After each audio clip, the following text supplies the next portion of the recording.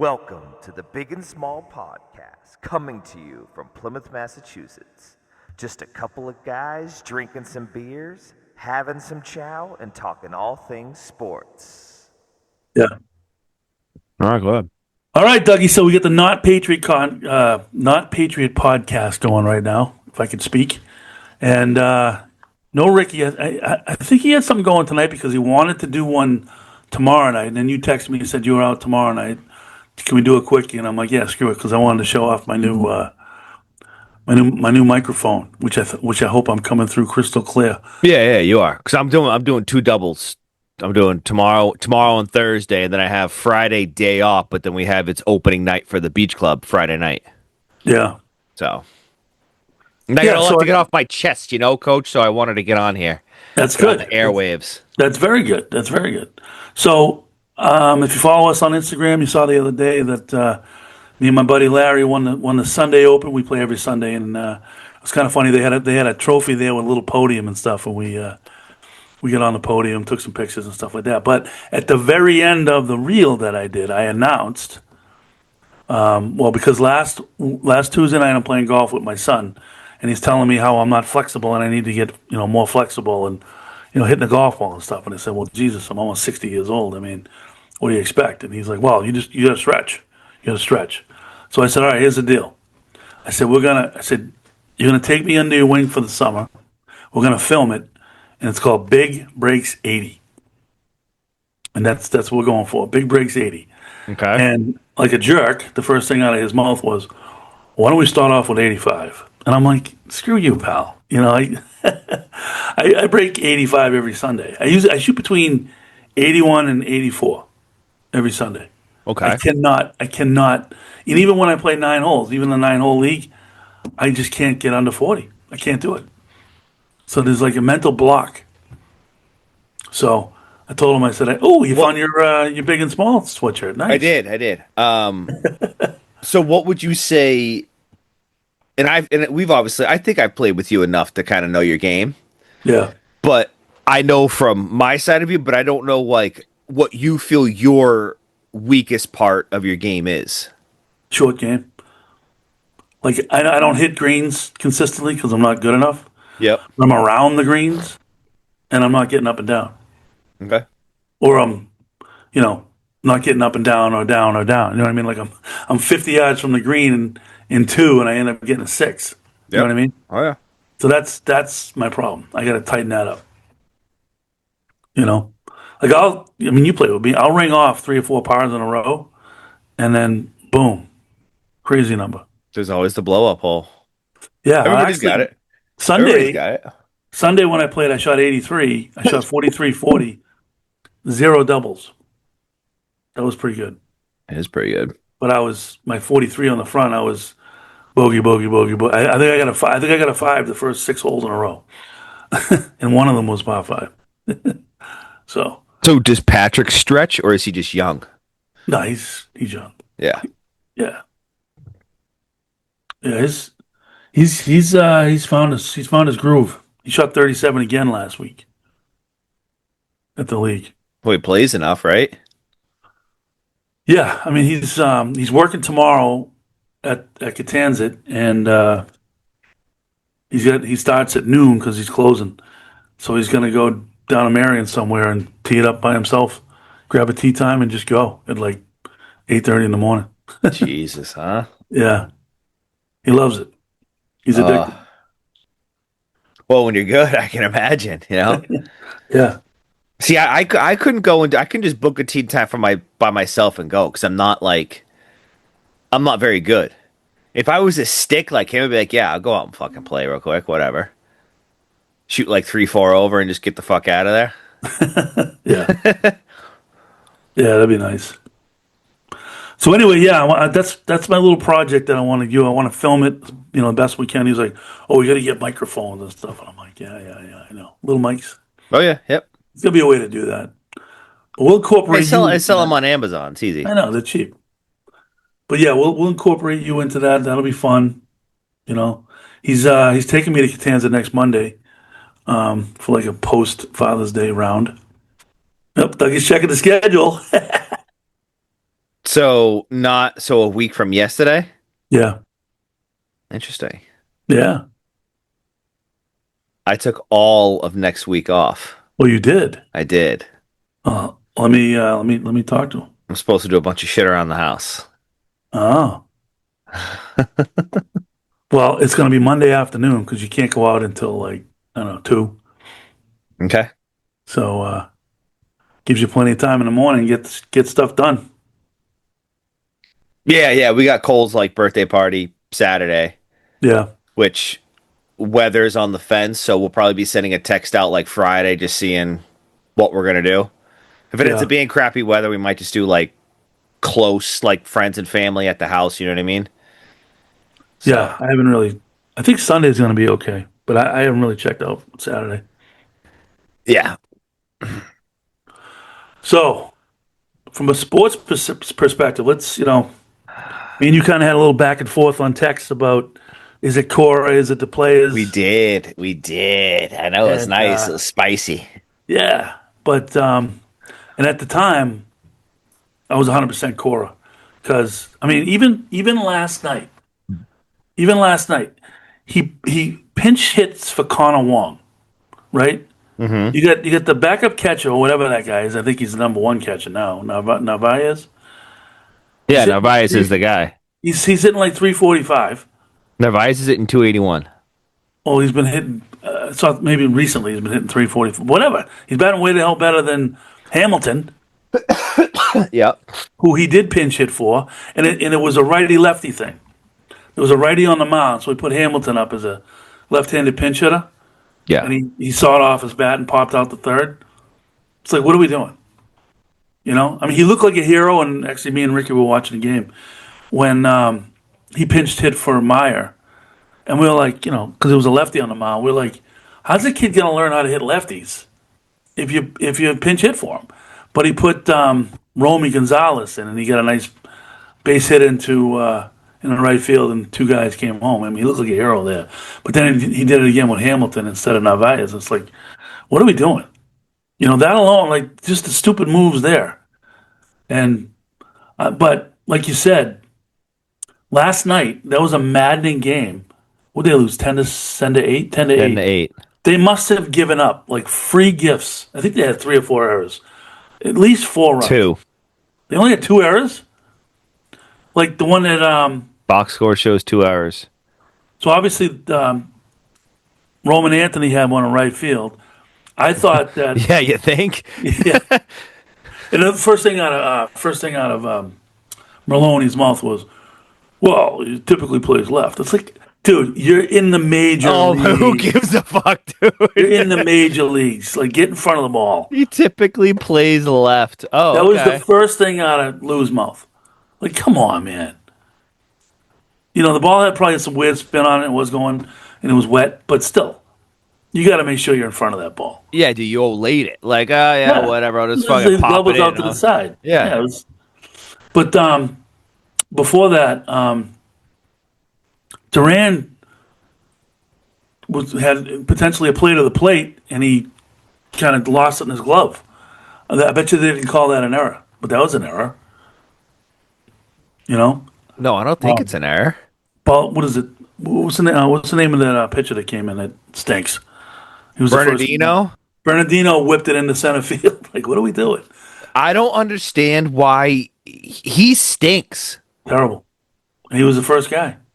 He's always the first guy, and he always comes in for like 1 or 2 outs. I'm like, what? Why is the first guy out of the bullpen just coming in for like 1 or 2 outs?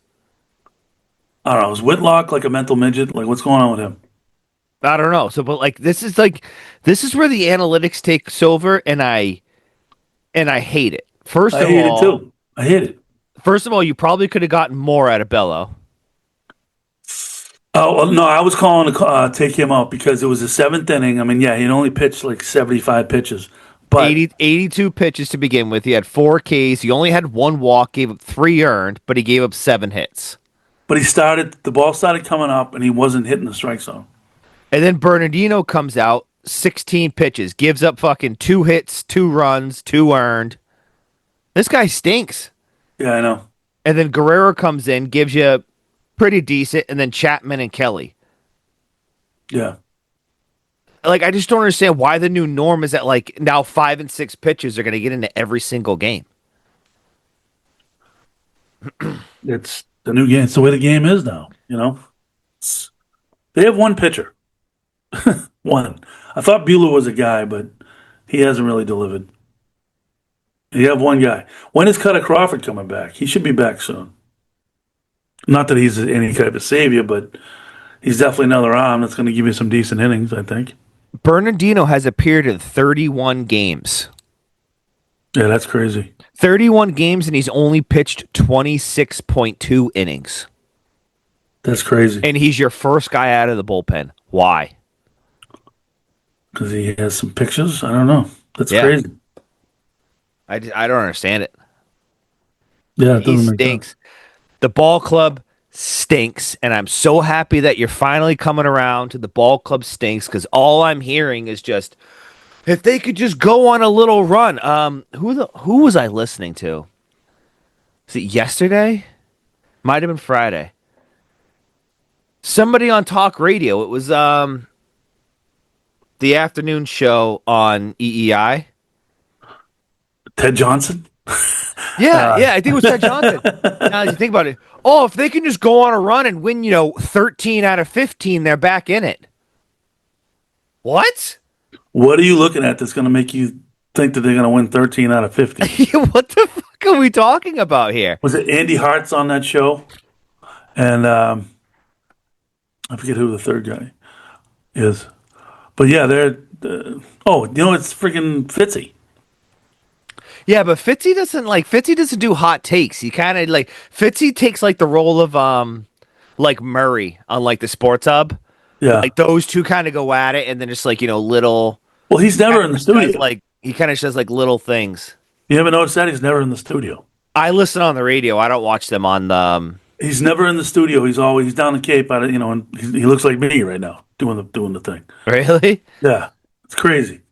Like, I'm looking at this stuff going, me, you, Ricky, we would be so much better than them. So much better. I mean, Ted Johnson can't talk about anything. Except football. He's Zolak. Zolak's the same way. It's Roman so bad. Anthony double to left. Devers Narvaez score. Sox up 2-zip. None of those guys, Ted Johnson, Zolak, even Felger and Mass, they don't watch the games. They don't watch anything. Just look at the box score. Yeah. It probably highlights. The one I guess highlight I will say is that they do have the ability to score runs. A lot of the games they're losing are like 7-10, 8-10. Like they have the ability. Like normally when you score 8 runs in a baseball game, you win the game.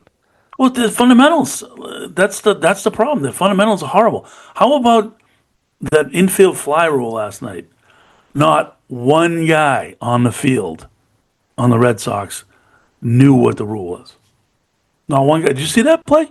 It's runners on first and second with Less one than 2 out outs. with Less than 2 outs. less than 2 outs. But But it it's was like, 1 out.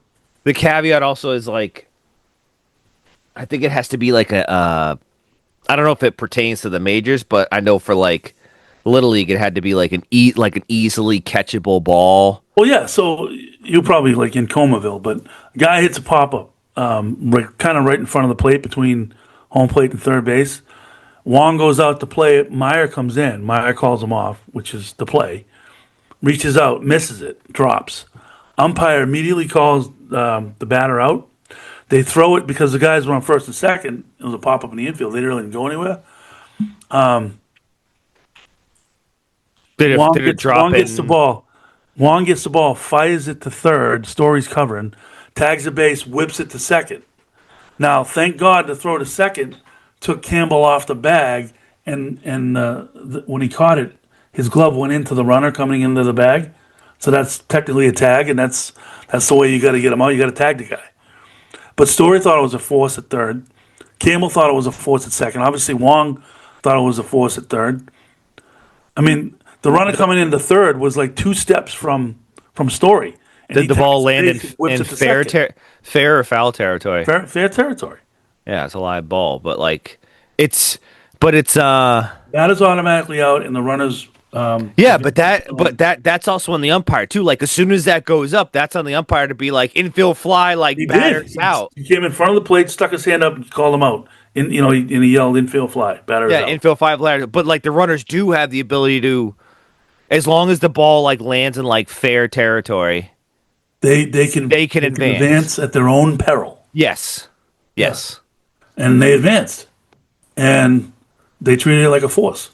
And like I said, when Story threw it to second, Campbell came off the bag, and his glove actually ran into the runner, and so the runner was out. So it was a double play. It was actually no outs, but it was a double play.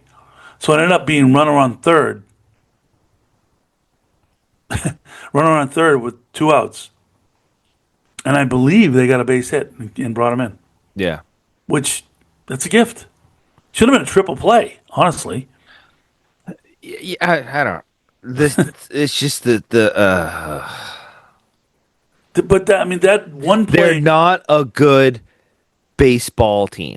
they don't play. They have good zero fundamentals. players, but I mean, it's like they do, but they don't. Like you take Duran definitely an MLB player. Devers definitely an MLB player. Narvaez, yes. Story, yes. Everybody else would be like bench warmers on like any other fucking Well, Story's on- the ninth batter. on 75% of the fucking teams. Story's the ninth batter who plays good D. But I mean, he doesn't bat ninth. He bats like sixth. Crochet comes out and shoves every single time he has the ball in his hand. Yeah. I don't. Giolito just throws fence high fastballs.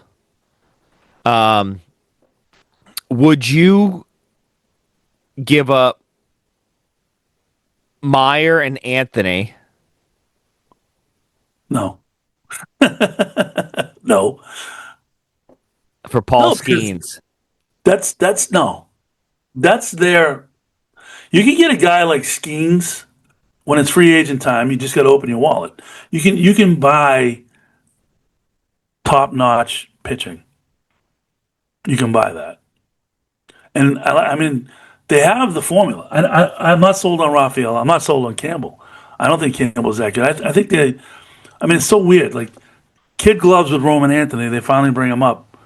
But Campbell, they throw right in there day one. Not only do they throw him in there, they got him playing in like 3 different positions. Like, what are we doing?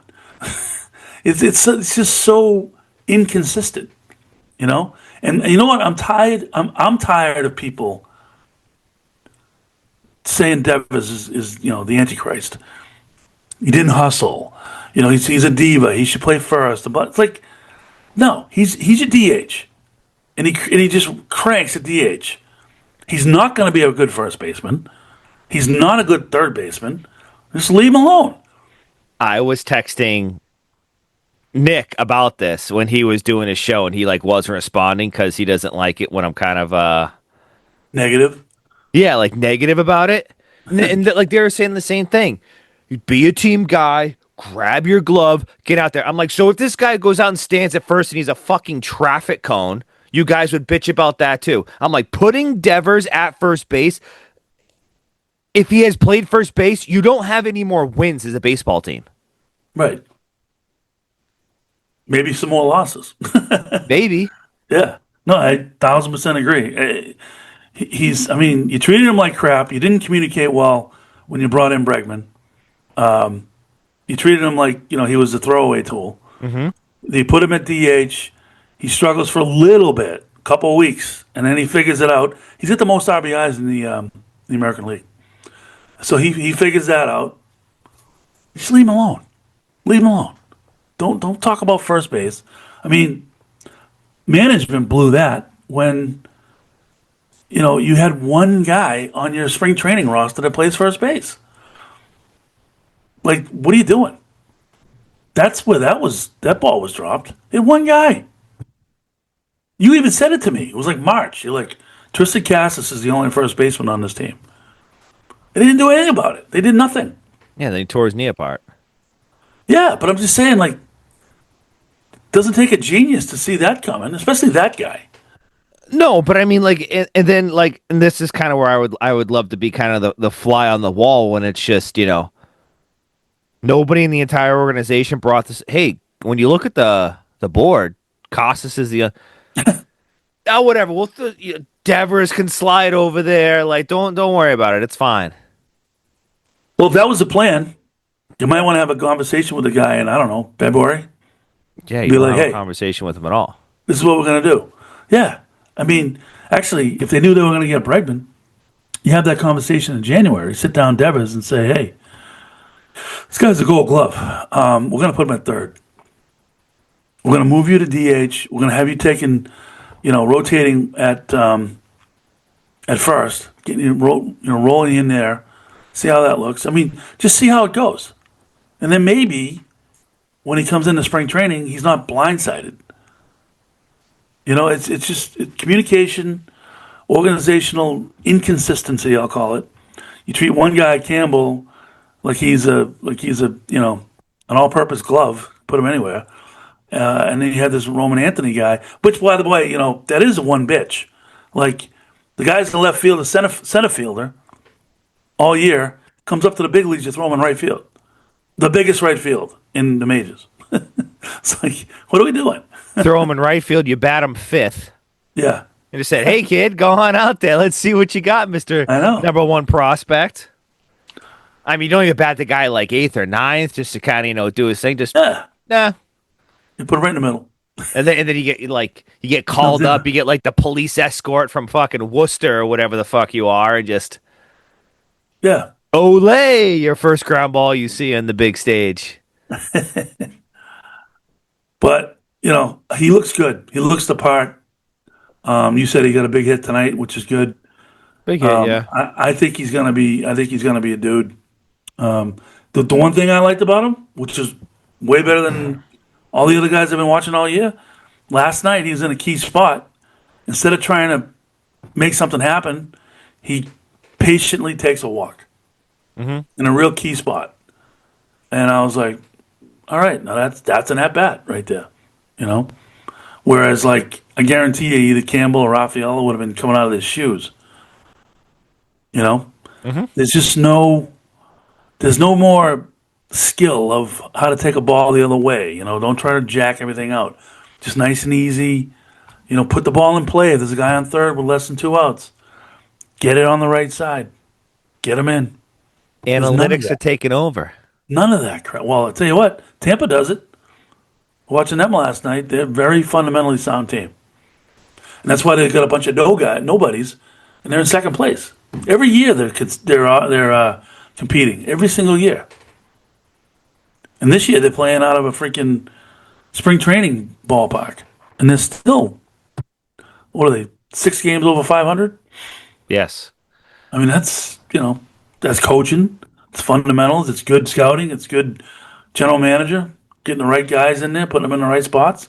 You don't know guys on that team. There's a couple guys that are pretty good, but every single year, as soon as a guy gets good on that team, they ended up trading him because they don't want to pay him.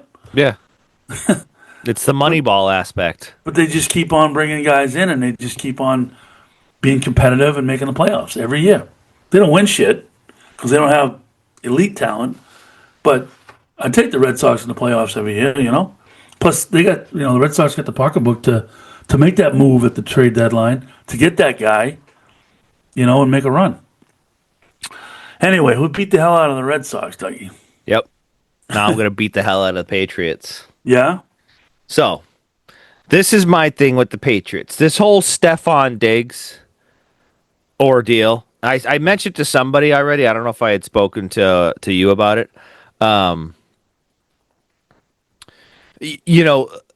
Regardless of what the substance is, the optics did not look good. Can we agree on that? You think? I do think. A bag full of whatever. Yeah. So the something? bag full of like whatever it was. So then, Pop Rocks? if he was anybody else, if he was like a kid fighting for a roster spot, if he was even like Pop Douglas level, the Patriots would have cut him immediately.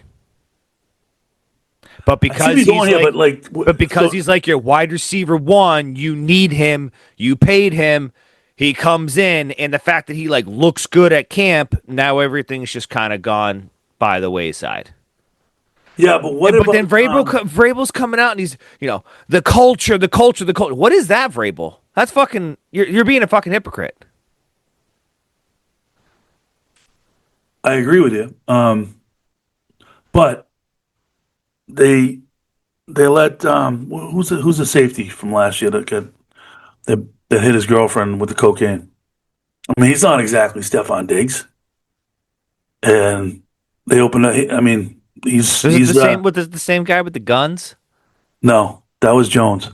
This is oh my god, I can't remember his name. But anyway, It wasn't yeah, Duggar, was it? no, it was the other one. But he's slated to be like the other safety, the starting safety,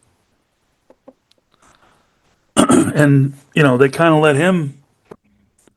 You know what it is? The NFL steps in and they say we're going to investigate, and what happens is if the guy doesn't get formally charged, Mapu, no, if the guy doesn't get formally charged, Epps, Hawkins, Minkus. Oh, Peppers, yeah, Peppers, Jabril. Yeah. Jabril Peppers. Yep. If they don't get legally, in trouble, then they just let it go. But he admitted he had cocaine. That's okay. you know. But so I mean, and he's not exactly Stefan Diggs, so it's kind of. I mean, if it was a rookie, if it was a second year or whatever, but this, Peppers, he's a legit pro. He's not, he's not an elite, but he's a starting safety. So, and there's not a ton of those out there. So, get your shit together, get in whatever program they're going to put him in, and let's go. Yeah. It's the NFL. You know what I mean? Like, they're not exactly choir boys. No, I understand that, but still, like, just the precedence that it's setting up. I don't think it's any different than any other team. I understand what you're saying. It's hypocritical. Don't talk about culture and then let a dude do what he did. But Yeah, but because he came in and he looked good, you're paying him tens of millions of dollars and all this other stuff to be your wide receiver one, and whatever, it's fine. yeah, apparently he's got some hurdles to overcome from a contract perspective to get paid some stuff. Well, he passed his physical, so that then he was due like 13 million. I think once that was done. I'll tell you what, I saw a highlight of him today where he caught a ball and it was a drill. But that dude is not hurt. He was flying. Yeah. Yeah, he looked really good. So I'm like, oof. I mean, he just caught a ball over the middle and just turned it up, and he was gonzo. Well, we'll see. A 31-year-old wide receiver. That's not old. It's not old. No, I mean, we'll see what happens with him. I mean, I'd like it better if he was bigger. the only thing that looks bad to me. I mean, who? I mean, come on. If you drug tested every guy in the NFL, I'd bet way more than 60% would flunk. But the thing I didn't like is, you know, he was out there for a while, so obviously not a lot of teams were that interested, especially at the money that he wanted.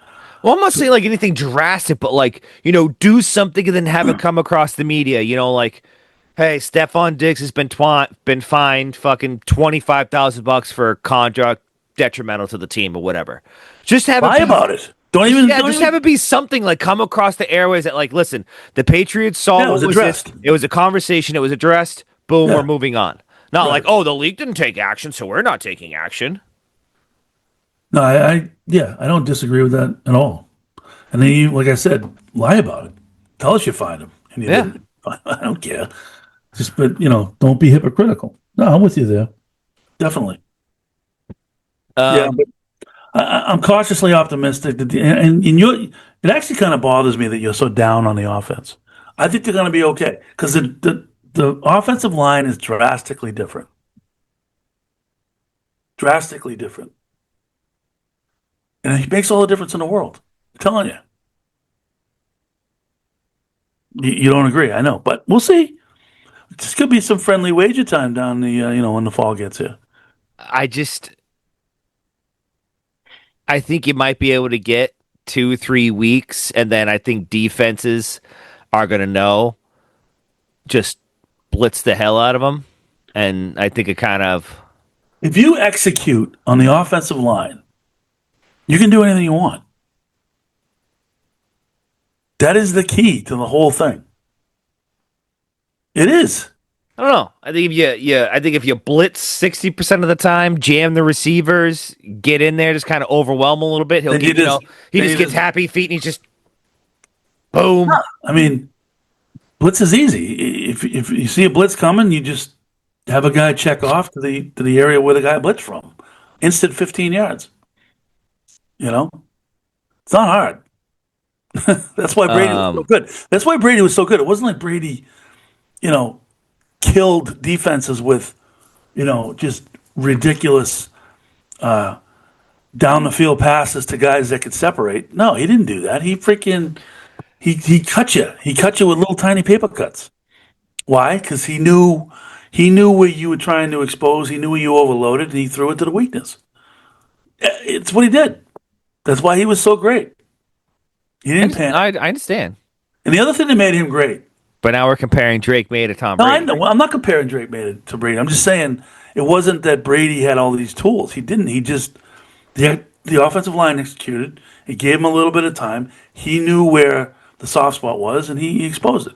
But the thing about him, though, that he's done better than anybody, even Mahomes.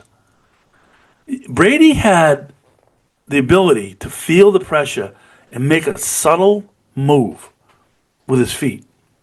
He would either slide left, slide right. Remember, he would always get that extra second every time. Mm-hmm. He could feel it. He would move to that spot, and then he'd find his guy.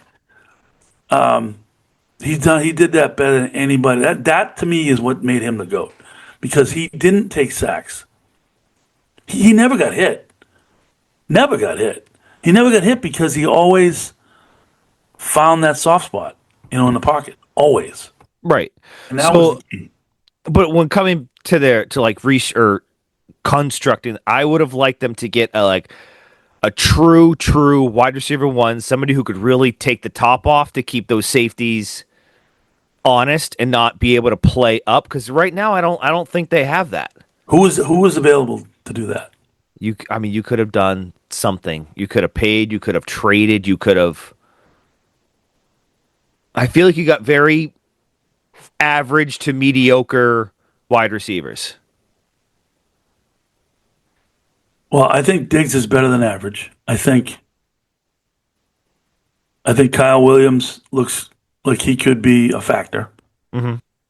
So, I mean, if you got two guys, if you got Diggs and you got Kyle Williams, and then you throw in a Pop Douglas, who is now going against, maybe a linebacker or a safety, that's the difference. You know what I mean? Like, when you got Keyshawn Booty and you got Kendrick Bourne, well, guess what? You could put your top corner on Pop Douglas and shut him down.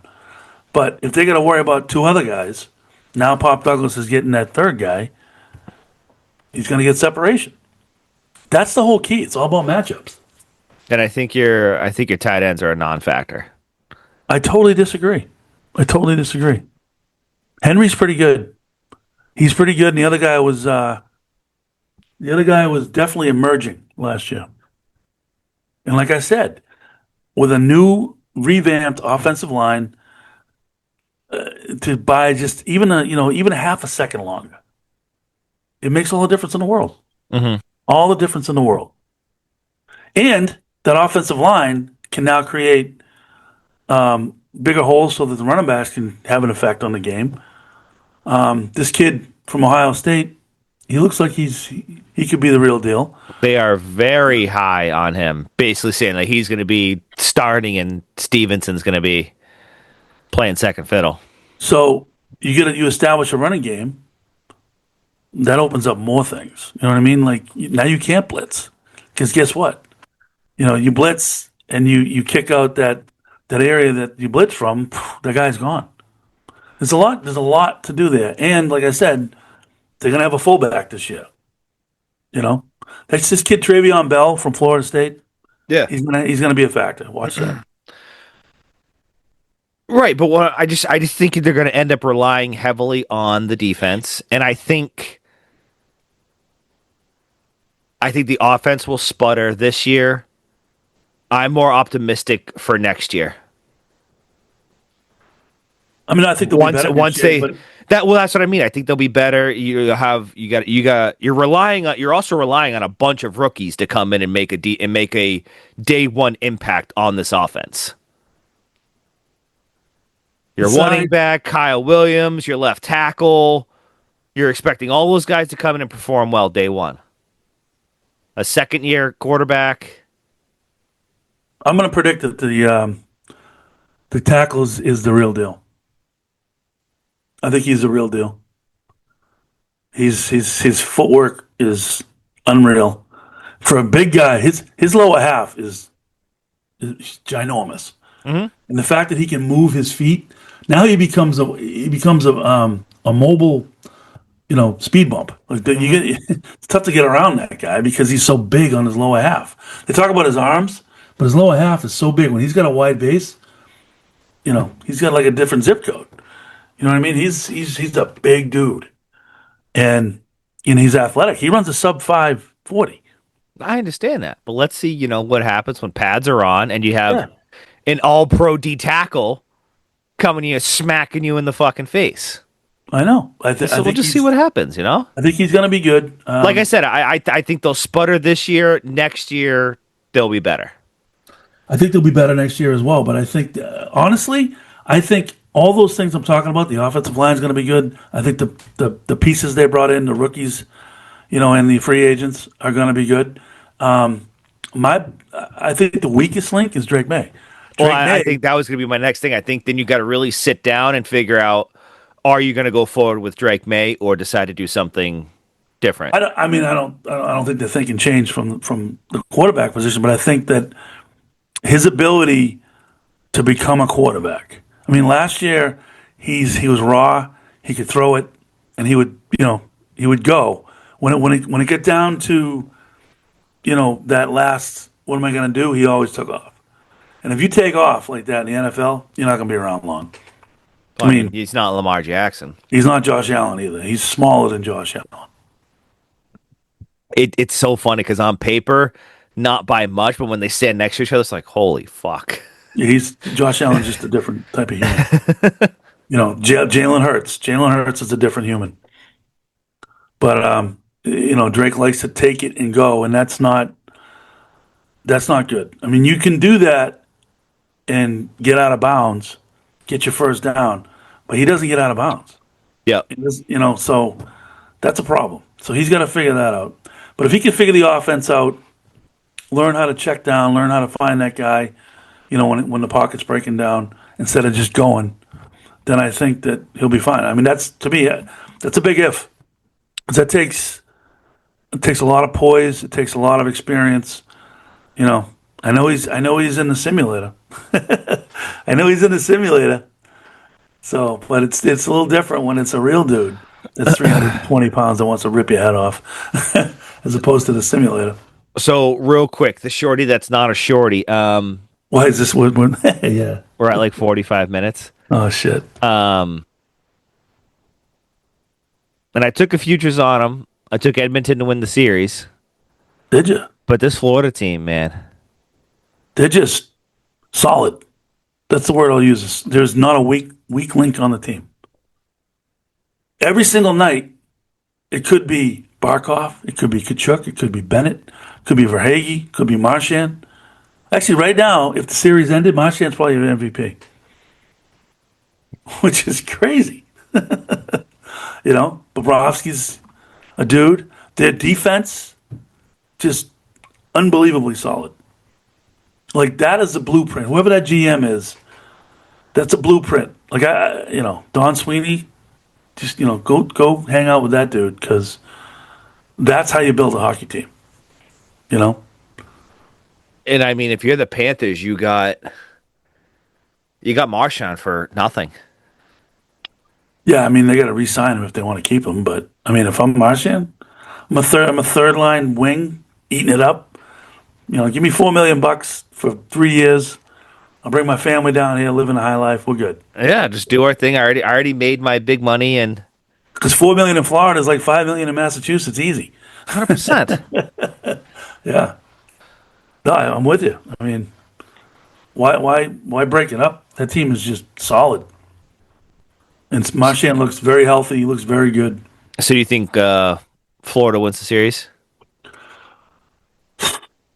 I don't know. What I saw last night was discouraging for Edmonton. Like Florida just said, "We're going to win this game," and they did.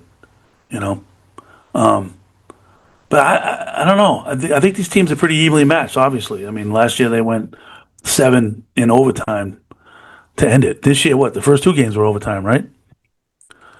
So I mean, they're very close. I think McDavid's got to show up. Like he's great, but he disappears. That's what I notice. I mean, I don't know if it's the way they're playing him, but he definitely disappears. I mean, I know they're really stacking up the blue line when he gets going. Yeah. So first game was 1 overtime. Second game was 2 overtimes. Right. And last night was a blowout. So I mean, I look for Edmonton to come back strong in this next game. I wouldn't bet on them. But I don't know. Florida's last night looked different than the other 2 games. But the other 2 games were in Edmonton too, so we'll see. We'll see. Skinner's a different guy when he's not home too. Yeah, fair enough. You got your U.S. Open pools in? I haven't put him in yet, but I'm doing it. Yeah. I like DeChambeau. I've been watching a lot about that golf course. It's They're saying that like they wouldn't be surprised if over par wins it. yeah, the rough stick. I mean, have you seen any of the stuff? Like It's 5 inches and it's like the most lush rough you've ever fucking seen before in your life. And the greens are I think we're running at like a 15. yeah, so they had What does Augusta run at? 12, 13 maybe.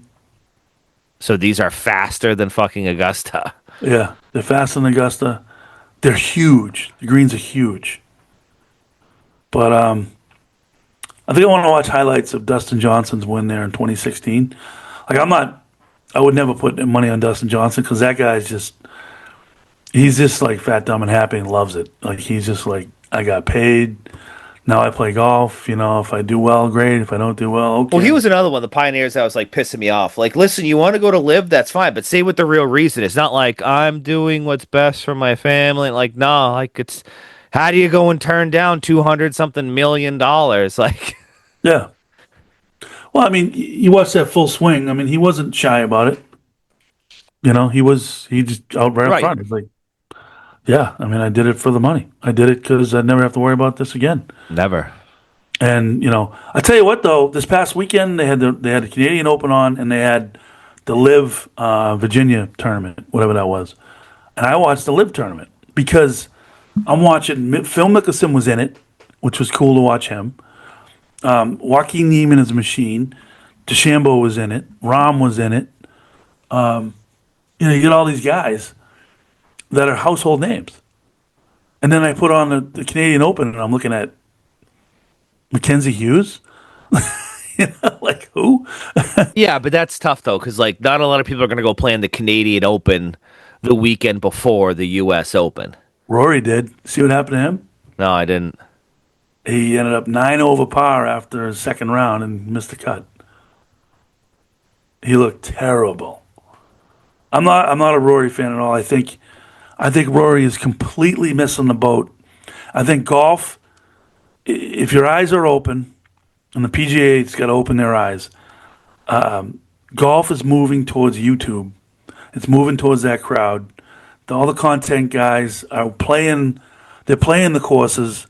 They're playing with the guys. I mean, even Scotty Scheffler was on there with Grant Horvath. It was great. It was a great round. Mm-hmm. But I mean, all the content guys are playing with the pros, and it's moving towards that content. and it's the future for sure. I mean, Phil Mickelson's embraced it. Yeah, I think they just get butthurt that it's like, we grinded, we did this, you played collegiate golf, you're an amateur, you're a corn fairy, you're getting your card, and this guy just shows up at the golf course with the fucking camera, and people want to watch him play. You know what I mean? They want to watch him play you. They want to watch him play Rory. You know what I mean? That's what they want to watch. Like, Right, man, hold on. but it's like the different thing. Like Bob the Sports has a fucking million followers. Yeah, and he shows up with the three guys, and they play a scramble against, Dustin Johnson or whoever. You know what I mean? No, I And it's understand what you're saying. awesome because you get to see the real guy. You get to see, you know, Scotty Scheffler. Scotty Scheffler was, I mean, they got the camera in the cart and they're driving, and Scotty Scheffler's like, yeah, man, I literally came from the Bahamas to this match. I haven't touched the club in 12 days. He goes out and shoots 7 under on his home course, and he's just like the greatest guy. And I mean, that's golf. That's the future of golf. So now when you're watching Scotty play, you're not thinking, remember how Tiger had that aura of, he was whatever. I mean, even Tiger's out there. You know what I mean? I see him on Instagram teaching a guy how to hit a driver, and then he challenges him to a long drive. He gets on his knees and he whacks it out there. Like even he sees it. You know? And it's Jack funny Nicklaus. it's funny you're talking about this because I'm at this point I'm kind of anti Barstool, the foreplay guys. Yeah. I just think their shit's boring. They don't do anything new, different. It's just It is. You're right about that. It's definitely Barstool is. It's definitely on the downswing. Even Spit and Chicklets. Like I think Biz is single-handedly keeping them afloat because of his TNT stuff. yeah. Just the way he is. Like he's like a national brand. And they're great when they do their golf stuff. They did it with Bob Does Sports. That was awesome. Yeah, that was a phenomenal thing. Yeah. But it's just and like they're trying to do different things. Like Riggs has this like the Hater series. Have you seen that? No. Like they pick somebody like online who's like chirping them and like you stink, you stink, you stink, and they come out and they play for fucking 25 grand cash apparently. But that's cool. That's the future of the game. Like, people like me and you would want to see, like, wouldn't you love to play like Scotty Scheffler and Scotty gives you 20? See how it goes. You know what I mean? Like, Yeah, but you see give how me that goes. 20 on the front. No, I'm just saying, like, they did it. They did it with Wesley Bryan played. Bob Does Sports, and they gave Fat Perez 8 shots. Mm-hmm. And Fat Perez was like, "Really? You think that little of my game?" And he gave him 8 shots, and he went out and battled. You know what I mean? Like that's cool stuff. Right. That's the future of the game. That's the future of media is YouTube. You know what I mean? That's where it's going to. And you got to embrace it. Like Live is a little bit too much. Like you're watching it and the guy's wearing shorts and there's music in the background, and that's a little too much for me.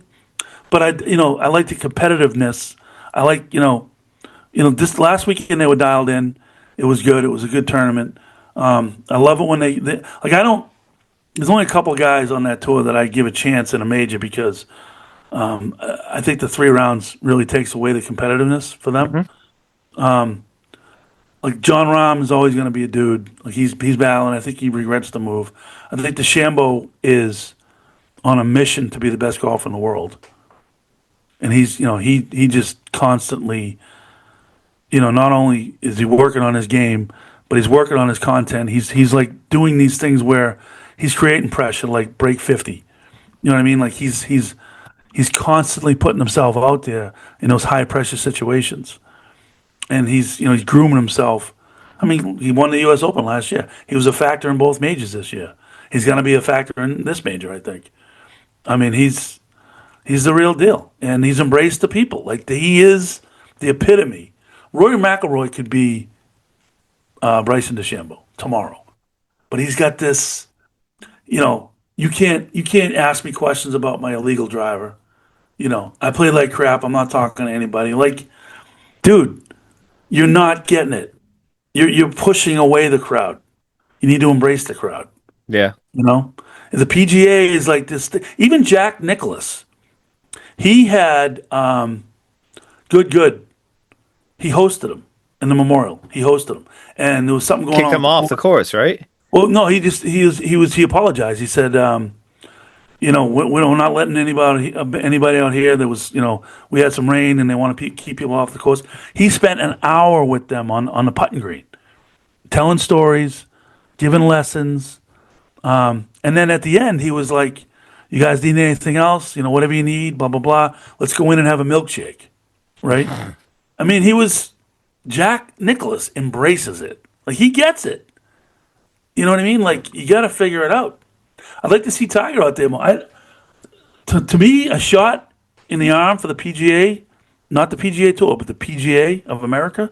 Tiger goes and plays the Champions Tour. That would blow that tour up. Blow it up. If he ever made that decision, it would blow that tour up. Then they'd have to merge Live in the PGA, embrace YouTube. I mean, Dougie, you got to get me in touch with these people because I got it all figured out. I would blow that thing all up. You'd have like two divisions. It'd be like the old NFL, the NFL and the AFL, and you'd have them play their regular season. You give them more events. You merge the money, right? You have them play their events, and then you have like a playoff system. The top 10 guys from Live and the top 10 guys from PGA, and you do a tournament, and then mano a mano. Yeah. Who wouldn't watch that? I don't know, Coach. I don't know. I got it all figured out. All right, we're at an hour. We're at an hour. It's for the shorty. Yes. A lot to talk about tonight. It was good though. It was good. I'm glad we could hop on here. Like you said, I got some work stuff coming up, so. And yeah, I mean, I don't know when you want to get this out, but I think we got some good stuff here. I think we should talk more. You know what? I'm gonna try to do it tonight. We should do a golf, little small mini golf pod every week, especially in the summer. There's nothing going on. Well, I wouldn't mind getting like the like actual golf content out there. I think that would be cool. Oh, us playing golf? Yeah. I know. Well, we need that. We need that student videographer to give us some help. Yeah. And it's cool. Then we've kind of gone rogue, like on our little foursome. Yeah, I know. Oh, we're playing for money. We got like closest to the pin, fucking $2. I know. I love that. I come in. Worm's like, oh, I'm in the hole like $40. No, I was on the 19th. He's like, I gotta win this hole. I'm down 40. Yeah. I'm like, what are you guys doing? Oh, we're doing whatever we want. It's like a whole different world out there. That's awesome. That's great. They just All right, Dougie, this was fun. It's funny because I keep telling Dan, I'm like, wait till they put us on the back. The back's way more fun. Yeah, I love Dan. Dan has embraced that league. Him and Jordy were still trying to go down there and play Tonight? They're like, "Fuck, I'm going down there. You want to fight?" I'm like, "No, I'm not going down there, dude." Like, Well, I was going to call him, but it was still pouring rain at like 4:30. I'm like, I ain't playing this tonight. No way. yeah, like fuck it. I'm still going. I'm like, no, I'm not going down there. I love it. All right, Dougie, let's wrap it up. But yeah, we should get some golf content going. I'm actually April gave me part of my Father's Day gift today because she couldn't keep it to herself. Ooh. Her and her best friend got the two husbands a round of golf at what the fuck is it? Course I've never played before down in Yarmouth. Oh. Private? I don't believe so. It's called Bass River. Oh yeah. Yeah, I've Apparently never played that. it's like this compound. It's got two 18-hole courses and a 9-hole course. Yeah, I've heard good things about it. Yeah, I never played it, but I've heard good things about it. So I'm excited. Yeah. Awesome. So that'll be fun. Yeah. All right, man, let's wrap this shit up. Yeah, that's it for number 4, 5, Shorty. 6, 7, who knows? Whatever you want to do. But yeah, it was good to get on here. Redsox stink. Pats are overhyped. Pats are overhyped, and then I hope Brad Marchand wins the Stanley Cup because I want to see how Biz reacts. I know, that'd be funny. All right, buddy. Good time. I'll talk to you soon. All right, we'll see you. All right, bye. Bye.